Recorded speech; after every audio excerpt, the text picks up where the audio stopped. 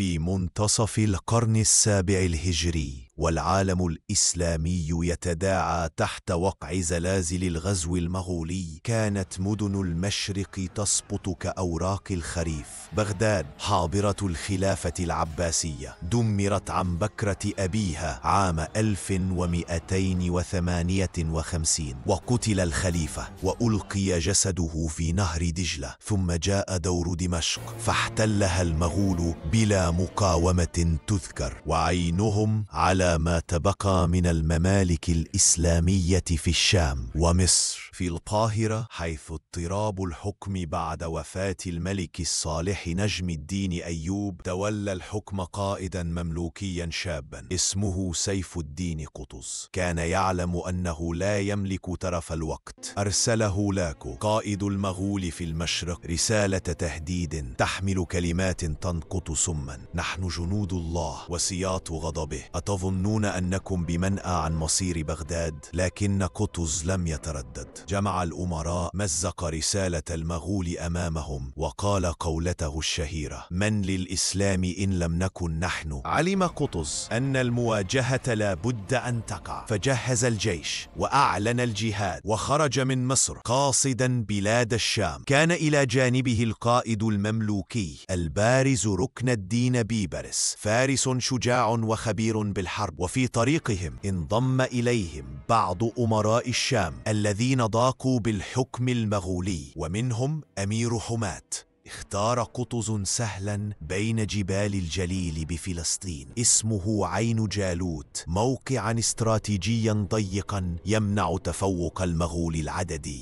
3 سبتمبر عام 1260 وقف الجيش المملوكي قرابة 20,000 مقاتل قبالة جيش مغولي بقيادة القائد النستوري كتبغا. كان كتبغا من أشرس قادة المغول ولم يهزم في حياته. تقدم بيبرس في مقدمة الجيش لتنفيذ خطة قطز المحكمة: هجوم سريع ثم تراجع تكتيكي لإغراء المغول بالمطاردة. وسقط المغول في الفخ. نطلق بيبرس في الهجوم الأول فتراجع أمامه المغول، ظنوا أن النصر قريب فاندفعوا خلفه نحو عمق السهل. وهنا أمر قطز جنده بالخروج من كمائنهم بين الجبال والوديان، من الجانبين ومن الخلف ومن الأمام.